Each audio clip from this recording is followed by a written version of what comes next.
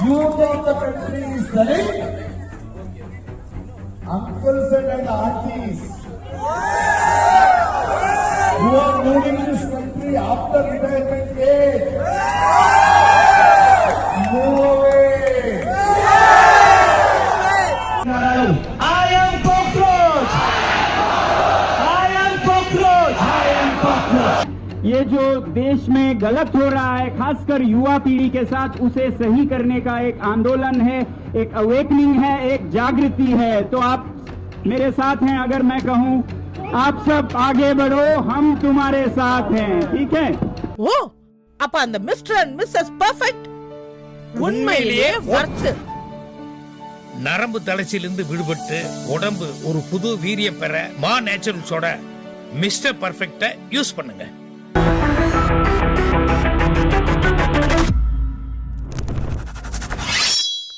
வணக்கம், கே பாலகிருஷ்ணன் பேசுகிறேன் ரூஸ்டர் செய்திகளுக்காக. இன்றைக்கு போன 6ஆம் தேதியிலிருந்து ஒரு மிகப்பெரிய அளவிற்கு இந்த காக்ரோச் ஜனதா பார்ட்டி என்கின்ற மாணவர்களும் இளைஞர்களும் அடங்கியுள்ள அந்த அமைப்பானது நாடு முழுவதும் மிகப்பெரிய ஒரு எழுச்சியை ஏற்படுத்தி வருகிறது. நமக்கெல்லாம் நாம் பார்த்துக்கிட்டு இருக்கிறோம். கல்வி புலத்தில் நீட்டு தேர்வுக்கு எதிராக சிபிஎஸ்இ அந்த அதில் ஏற்பட்ட அந்த குளறுபடி, அதாவது பேப்பர் திருத்துதல்ல, அதாவது ஆன்லைனில் திருத்தி அதன் மூலம் ஏற்பட்ட குளறுபடிகள், நிறைய பேர் அந்த போர்ட்டலுக்குள்ளே நுழையிறது, அது ஒன்று. இன்னொரு பக்கம் உயர்கல்விக்காக கிராஜுவேட்டுக்காக போகிறதற்கான அந்த சியூஜின்னு சொல்லக்கூடிய அந்த தேர்தல், அதுலேயும் ஏற்பட்ட குளறுபடி, இப்படி ஒட்டுமொத்தமான ஏற்பட்ட குளறுபடி ஒரு பக்கம். அதுக்கப்புறம் வேலை இல்லாத திண்டாட்டம் ஒரு புறம், இன்னொரு புறம் எல்லா இடங்களுக்கும் தேர்வு காம்படிட்டிவ் எக்ஸாமினேஷன் எழுத போகிற இடத்துல ஏற்படுற குளறுபடி, இப்படி எல்லா கல்வி புலத்திலையும் இளைஞர்கள் சம்பந்தப்பட்ட விஷயத்திலேயும் இன்றைக்கு இந்தியா முழுவதும் ஏற்பட்டிருக்கிற ஒரு குமைஞ்சிக்கிட்டு இருக்கக்கூடிய ஒரு நிலைமை காரணமாக இந்த காக்ரோச் ஜனதா பார்ட்டி உருவாகி இன்றைக்கு மிகப்பெரிய எழுச்சி முதல்ல 6ஆம் தேதி ஜந்தர் மந்தரில் நடந்தது. அதற்கு பின்னால் நீங்கள் என்னன்னு சொன்னீங்கன்னா பூனாவில் நடந்தது. பூனாவில் அவங்க அந்த போராட்டத்தை நடத்தும் பொழுது அவங்க ஒரு 5 கோரிக்கைகளை, முக்கியமான கோரிக்கைகளை வடித்தெடுத்து வச்சிருக்காங்க. இந்த கல்வி துறையோட அவங்க எழுதக்கூடிய தேர்வு சம்பந்தமாக.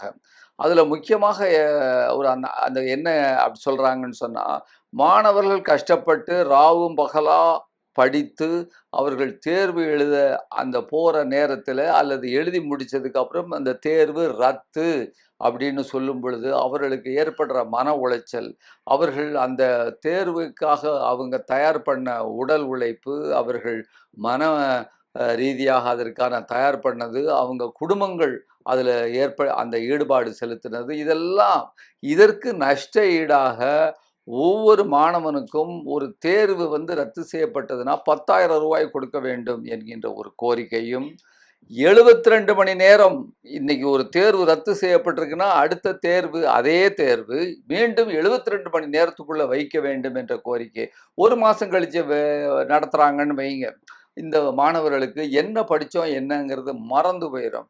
எனவே 72 மணி நேரத்துக்குள்ள அந்த தேர்வு வைக்கப்பட வேண்டும் என்கின்ற ஒரு விஷயம்.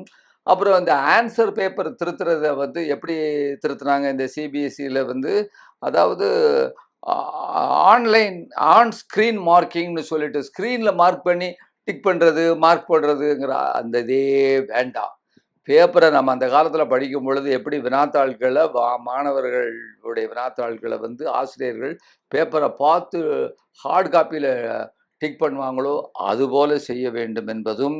அப்புறம் தாமதமாக தேர்வு நடந்ததுன்னா, அது மட்டும் இல்லாமல் இந்த ரிசல்ட் தாமதமாக வந்ததுன்னு சொன்னால், இப்படி ரிசல்ட் ஒரு சரியாக சில மாணவர்கள் ஏதோ ஒரு வேலைக்காக அப்ளை பண்ணும்போது அந்த கடைசி நேரத்தில் அவங்க அப்ளை பண்ண வேண்டிய நேரம் தள்ளி போச்சுன்னு சொன்னால் அவர்களுக்கு வேலையே கிடைக்காமல் போவதற்கான வாய்ப்பு இருக்கிறது என்ற கோணத்தில் இது அந்த டிமாண்ட் வச்சிருக்கிறாங்க. என்ன டிமாண்டுனா, தாமதமாக தேர்வு நடந்ததுன்னா, ரிசல்ட் தாமதமாக வந்ததுன்னு சொன்னால் வயது வரம்பு எவ்வளவு நாள் தாமதமாக நடந்தோ அந்த அளவிற்கு வயது வரம்பு அந்த அதாவது தளர்த்தப்பட வேண்டும் என்கின்ற ஒரு விஷயத்தை வச்சிருக்கிறாங்க.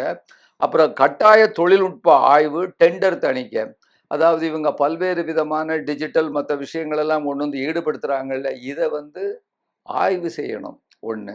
ரெண்டாவது அது சம்பந்தப்பட்ட டெண்டர் விடக்கூடியதெல்லாம் வந்து தணிக்கைக்கு உட்படுத்தணுங்கிற ஒரு செய்தியும் வச்சிருக்கிறாங்க. இப்படி ஒரு 5 கோரிக்கை என்பது மிக மிக சரியான கோரிக்கையாக இந்த இளைஞர்கள் மாணவர்கள் வைத்திருக்கிறார்கள். புனேல வச்சது அப்படிங்கிற ஒரு செய்தி. I am cockroach! I am cockroach! I am cockroach!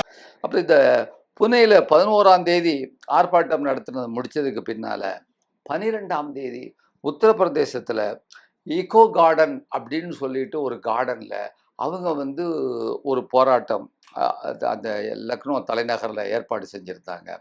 அந்த போராட்டத்திற்கு பார்த்தீங்கன்னு சொன்னால் அவங்க அந்த ஆர்ப்பாட்டம் நடத்துகிற அந்த டயத்துக்கு ஷெட்யூல்டு டயத்துக்கு முன்னால் நூற்றுக்கணக்கில் ஆயிரக்கணக்கில் காவல்துறையினரை குவிச்சு ஒரு பதட்டத்தை ஏற்படுத்தி இளைஞர்கள் தானே அவர்களை மிரட்டக்கூடிய உருட்டக்கூடிய ஒரு தொனியில் வச்சுருந்தாங்க. பார்வை விசிபிலிட்டியே அவங்கள மிரட்டுறதுங்குது.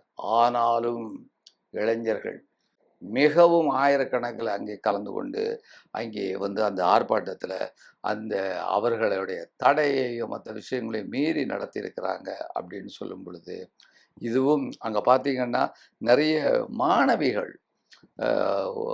இவங்க மீடியாட்ட சமூக ஊடகங்களில் கேள்விக்கு பதில் சொல்கிறாங்க. அப்புறம் வந்து முழக்கங்கள், அருமையான முழக்கங்களை வந்து போடுறாங்க. அது சம்பந்தமான காட்சிகளை வந்து நம்ம காண்பிக்கிறோம் பாருங்கள். அதுபோல் அந்த கோடி மீடியாக்கள் இந்த எல்லா இடங்கள்லையும் ஒரு பொதுவாக கோடி மீடியாக்கள் தான் அரசாங்கத்திற்கு ஆதரவாக செய்திகளை வெளியிடக்கூடிய அந்த நேஷனல் லெவல்லையோ அந்த மாநிலத்தில் உள்ள அந்த அதிகார வர்க்கத்தில் உள்ள அந்த கட்சிகளை சார்ந்த மீடியாக்களோ வரும் பொழுது அவர்களை இந்த மாணவர்களும் இளைஞர்களும் விரட்டி அடிக்கக்கூடிய அந்த செய்தியையும் நாம் பார்த்தோம். அதுக்கடுத்து 13ஆம் தேதி ஜூன் பஞ்சாப்ல அமிர்தசரஸில் மிகப்பெரிய அளவுக்கு போராட்டம்.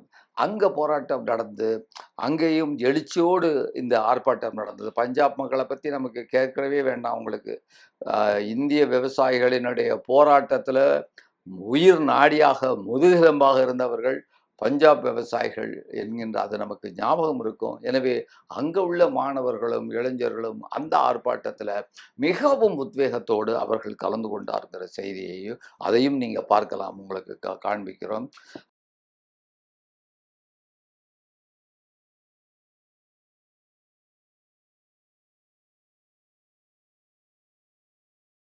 அப்புறம் அடுத்து 14ஆம் தேதி காலையில் 10 மணிக்கு, அதாவது நேற்று தர்ணா சவுக்குங்கிற இடத்துல ஹைதராபாத்தில் இவர்களுடைய ஆர்ப்பாட்டம் நடந்திருக்கு. அங்கேயும் இந்த ஒரே கோரிக்கை எல்லா இடத்துலையும் என்ன கோரிக்கைன்னு சொன்னால் மைய முழக்கமாக கல்வி அமைச்சர், மத்திய கல்வி அமைச்சர் வந்து தர்மேந்திர பிரதான் பதவி விலக வேண்டும் என்கின்ற ஒரு கோரிக்கை வச்சிருக்கிறாங்க. இது சம்பந்தமாக பார்க்கும் பொழுது பாருங்க, அந்த இணையதளத்தில் அவங்க பதிவு பண்ணியிருக்கிறாங்க. காக்ரோச் பார்ட்டிங்கிறதுல மரியாதைக்குரிய கரப்பான்பூச்சி வாங்சுக் லடாக்கில் அந்த மிகப்பெரிய சுற்றுச்சூழல் ஆர்வலர் ரொம்ப நாள் வீட்டிலேயே அரெஸ்ட் பண்ணி இந்த ஒன்றிய அரசு வைத்திருந்தது. அவர் இந்த போராட்டத்தில் கலந்து கொண்டு எல்லா இடங்களுக்கும் செல்றாரு இல்லையா, அவரை பற்றி போடும் பொழுது மரியாதைக்குரிய கரப்பான்பூச்சி வாங்சுக் மற்றும் இந்த கரப்பான்பூச்சி கட்சியினுடைய விஜய் தாஹியா என்பவர் கலந்து கொள்கிறார் அப்படிங்கிறத அதில் போட்டிருக்காங்க. சரி, அது முடிஞ்சுது. 14ஆம் தேதி மாலையில் நேற்று பெங்களூரில் மிகப்பெரிய அளவிற்கு வழக்கம் போல் எல்லா இடங்கள்லையும் அங்கே சுதந்திர தின பூங்கா ஃப்ரீடம் பார்க்குங்கிற இடத்துல இந்த ஆர்ப்பாட்டம் நடந்திருக்கு. நடிகர் கிரண் சீனிவாஸ், அப்புறம் வனவிலங்கு திரைப்பட தயாரிப்பாளர் குருபக்கர் பிஎஸ், அப்புறம் வனவிலங்கு பாதுகாப்பாளர் செனை ஹெக்டே, அப்புறம் சுற்றுச்சூழல் ஆர்வலர் நாகேஷ் ஹெக்டே போன்றவங்கள்லாம் கலந்திருக்கிறாங்க அந்த ஆர்ப்பாட்டத்தில், இவர்களுக்கு ஆதரவாக கலந்திருக்கிறார்கள். இதிலும் கூடுதலாக இன்னொரு செய்தி, நடிகரும் களப்போராளியுமான கர்நாடகாவில் இருந்து மிகப்பெரிய அளவிற்கு ஒரு மக்களுடைய சுற்றுச்சூழல் எல்லா இதிலையும் கலந்து கொண்டு கருத்துக்களை தெரிவிக்கக்கூடிய பிரகாஷ்ராஜ் அவர்களும் அங்கே கலந்திருக்கிறாரு. பிரகாஷ்ராஜ் அந்த கூட்டத்தில் பேசும் பொழுது சொல்றாரு, ஆர்ப்பாட்டத்தில் எதிர்காலத்திற்காக போராடி கொண்டிருக்கும் இந்த நாட்டின் இளைஞர்களுக்கு ஆளும் வர்க்கத்தின் அரசியல்வாதிகள் வழிவிடுங்கள் என்று சொல்லக்கூடிய அளவிற்கு அவர் தன்னுடைய உரையை அங்கு நிகழ்த்தி இருக்கிறார். Youth of the country is telling uncles and aunties who are moving this country after retirement age, move away. We the youngsters are fighting for our future. These youngsters are fighting for their dreams. அதுபோல அங்க சோனம் வாங்சுக் இருக்கார் இல்லையா, அந்த லடாக்கை சேர்ந்தவர், சுற்றுப்புற சூழல், அவர் அங்கிருந்தே கூடயே வராரு. அவர் பேசும் பொழுது இந்த மாணவர்கள் அந்த இளைஞர்களெல்லாம் சேர்ந்து நீங்க தான் நம்முடைய நாட்டினுடைய எஜுகேஷன் மினிஸ்டராக, கல்வி அமைச்சராக நீங்கள் வர வேண்டும் என்று சொல்லும் பொழுது அவர் ஒன்று விஷயத்தை தெளிவாக சொல்லியிருக்கிறாரு. இந்த நாற்காலியை காலி பண்ணிட்டு நான் அந்த நாற்காலிக்கு வர வேண்டும் என்பது அல்ல அப்படிங்கிறத சொல்லிட்டு, நீங்க இப்படி சொல்றது சரியாக இருக்காது. ரெண்டாவது, நான் ஆக விரும்பலைங்கிறது வேற விஷயம். ஆனா இந்த இயக்கம் என்பது நாற்காலியில அமர்த்துவது பற்றி இல்லை, இது ஒரு அரசியல் மேடை அல்ல. தெளிவாக சொல்றாரு, இது ஒரு அரசியல் மேடை அல்ல, இது ஒரு விழிப்புணர்வு இயக்கம், இளைஞர்களுக்கு மாணவர்களுக்கு அவேக்கனிங் கொடுக்கக்கூடிய ஒரு இயக்கம் என்று சொல்லிவிட்டு, என்னை போன்றவர்கள் இங்கே வழிகாட்டவும் உங்களுக்கு ஆதரவாக இருக்கவும் தான் நாங்கள் வருகிறோமே ஒழிய இதிலே நாங்கள் பொறுப்பேற்பதற்கு நாங்கள் வரவில்லை என்பது எவ்வளவு ஒரு தெளிவாக அந்த மனிதர் சொல்லியிருக்கிறார் என்பதை பார்க்கிறோம். ये जो देश में गलत हो रहा है, खासकर युवा पीढ़ी के साथ, उसे सही करने का एक आंदोलन है, एक अवेकनिंग है, एक जागृति है. तो आप मेरे साथ हैं. अगर मैं कहूं आप सब आगे बढ़ो, हम तुम्हारे साथ हैं. ठीक है. எனவே இளைஞர்கள் நீங்களே முன்னின்று இதை நடத்துங்கள்னு சொல்லியிருக்கிறார். இவரை போன்ற தலைவர்கள், இவரை போன்ற களப்போராளிகள் தான் நமக்கு இன்று தேவை என்று சொல்லிக்கொண்டு, அடுத்த செய்தியாக பாட்னாவில் பாடலிபுத்திர அந்த ஸ்டேஷனில் வேலை இல்லாத அந்த கேண்டிடேட்ஸ் அவங்க எல்லாரும் என்னன்னு கேட்டிங்கன்னா, ரயிலில் எக்ஸாமினேஷன் எழுத போகிறதற்காக மிகப்பெரிய அளவிற்கு ரயில்வே, அந்த காட்சியை பாருங்க, உங்களுக்கு போட்டு காமிக்கிறோம். அது அவ்வளவு மிகப்பெரிய அளவிற்கு ரயில்வே ஸ்டேஷன் முழுக்க ஆயிரக்கணக்கில் கூடி ஏற முடியாம ஏறி ரொம்ப ஒரு கஷ்டப்பட்டு அவங்க துன்பப்பட்டு இருக்கக்கூடிய அந்த ஒரு செய்தியை பார்க்கிறோம். அதுல மூச்சு முட்டி ஒரு இளைஞர் கூட இறந்து விட்டாருங்கிற செய்தி நேற்று வரும்பொழுது ரொம்ப என்ன சொல்றது, வருத்தமும் வேதனையுமாக இருக்கிறது. இந்த கலைவரம் எக்ஸாமினேஷன் எழுத போகிறதற்காக வேற எங்கேயோ அந்த ரயில்வே ஸ்டேஷன்ல நடக்கிற கலைவரம்ங்கிறத புரிஞ்சுடுங்க. நாட்டில் இளைஞர்கள் கிளர்ந்தெழுந்து கொண்டிருக்கிறார்கள் என்கின்ற செய்தியையும் நாம் இதை பார்க்கலாம்.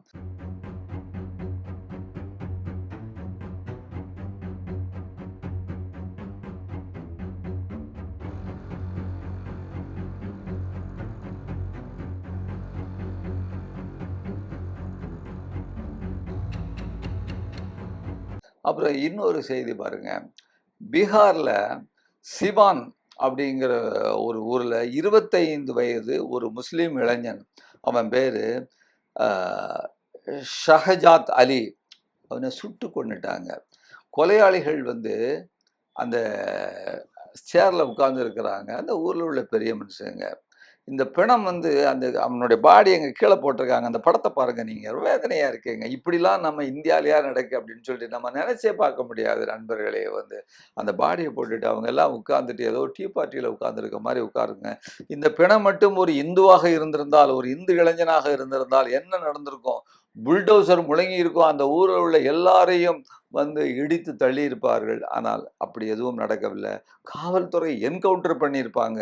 அது ஆனா இன்றைக்கு ஒரு சுட்டுக் கொல்லப்பட்டது ஒரு முஸ்லீம் இளைஞன் எனவே இன்றைக்கு அதற்காக ஆதரவு கொடுக்கிறது கூட யாரும் இல்லை என்கின்ற ஒரு செய்தி நாம் இங்கே பார்க்கிறோம். மிகவும் வருத்தமாக இருக்கிறது.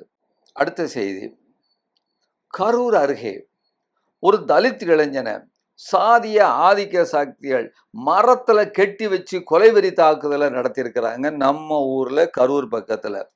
வேடிச்சிபாளையத்தை சேர்ந்த செல்வகுமார் என்பவருடைய பையன் ஹரிஷ்வா 5ஆம் வகுப்பு படிக்கக்கூடிய மாணவனுங்க. கடந்த ஜூன் மாதம் 5ஆம் தேதி நண்பர்களோடு விளையாடி கொண்டிருந்த பொழுது கடைவீதியில ஒரு பொதுவெளி, அங்க ஒரு கொடிக்கம்பம், அதுல விளையாண்டுட்டு இருக்கிறான். இயல்பா நம்ம குழந்தைகள் விளையாடக்கூடிய இடம். அப்ப அங்க வந்து சாதி ஆதிக்க எண்ணம் கொண்ட ஒரு கோவிந்தன் அந்த இளைஞனை பார்த்து செருப்பாலே அடிச்சிருக்காருங்க. அந்த அந்த கோவிந்துங்கிற மனிதன் ஆதிக்க வெறி. ஏன்னா அந்த தலித்து பையன் அடிக்கலாம் தானே, அவனுக்கு அந்த ஆதி காலத்துல இருந்து அவனுக்கு அந்த ஆதிக்க வெறி இருக்குன்னு தானே அடிச்சிருக்கிறான். அதை தட்டி கேட்ட அந்த இளைஞனுடைய அந்த அந்த சிறு பையனுடைய தகப்பனார் செல்வகுமார் தட்டி கேட்டா அவரை வந்து என்ன சொல்றது, தட்டி கேட்ட உடனே ஒன்றும் செய்யலை. வெளியூரில் வேற எங்கேயோ போயிருக்கும் போது அங்கேருந்து அவரை கொண்டு வந்து கடத்திட்டு வந்து வேப்ப மரத்தில் கட்டி வச்சு, தந்தி போஸ்ட் மாதிரி வேப்ப மரத்தில் கட்டி வச்சு அடித்து அவரை வந்து கையை காலை ஒடிச்சிருக்கிறாங்க. அது நடக்கிறது எங்க, வேடிச்சியம்பாளையத்தில். தட்டி கேட்ட அவருடைய மனைவி முத்துலட்சுமி, தாய் லட்சுமி ஆகியோரையும் அந்த ஆதிக்க சாதி கும்பல் தாக்கி உள்ளது. இதில் செல்வகுமாருடைய இடது கால் எலும்பு உரிந்து மண்டை உடைந்து இன்றைக்கு ஆஸ்பத்திரியில் ரொம்ப சீரியஸாக இருக்காங்கங்கிற செய்தியை பார்க்குறோம்.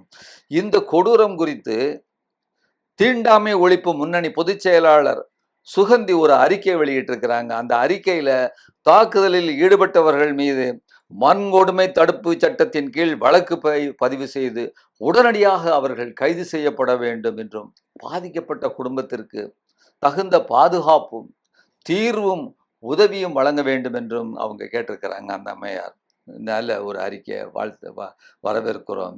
எனவே இந்த சாதிய கொடுமைகளுக்கு எதிராக முற்போக்கு சக்திகள், இது ஒரு நாள்ல 2 நாள்ல முடிய போறதில்ல, இதற்கு எதிராக அனைத்து முற்போக்கு சக்திகளும் ஒரு நீண்ட நெடிய போராட்டத்தை இடைவிடாது நாம் நடத்தக்கூடிய அந்த கடப்பாடு நமக்கு உள்ளது. நாம் நடத்துவோம் என்று கேட்டுக்கொண்டு இந்த செய்தி அறிக்கையை இத்துடன் முடித்துக் கொள்கிறேன். நன்றி, வணக்கம். உடல் வலிமையை உறுதி செய்யும் சிலாஜித், கவனத்தை மேம்படுத்தும் அஸ்வகந்தா மற்றும் உயிர் சக்தியை பெருக செய்யும் சஃபேடு முஸ்லி போன்ற இமயமலையின் உணவுப் பொருட்களை கொண்டு வந்து மிஸ்டர் பர்ஃபெக்ட் உருவாக்கப்பட்டுள்ளது. உங்கள் முழு குடும்பத்தின் ஆரோக்கியத்தை மா நேச்சுரல்ஸ் மூலம் உறுதி செய்திருங்கள். 100% இயற்கையான மூலிகை பொருட்கள் மூலம் உருவாக்கப்பட்ட மிஸ்டர் பர்ஃபெக்ட் மற்றும் மிஸ் பர்ஃபெக்ட் தலைமுறையாக குடும்பங்களின் உடல் வலிமை, மன வலிமை மற்றும் மகிழ்ச்சியை பெருக செய்கிறது. உங்கள் மகிழ்ச்சியான பயணத்தை துவங்க www.manaturals.com என்ற இணையதளத்தை பார்வையிடவும் அல்லது வாட்ஸ்அப் எண்ணிலும் தொடர்பு கொள்ளலாம். ஊடகம், கார்ப்பரேட், அரசியல்வாதிகளின் கைப்பாவையாக அடிமைகளாக இருந்தது போதும். இனி சாட்டை எடுத்து சுழற்றும் நேரம் வந்துவிட்டது.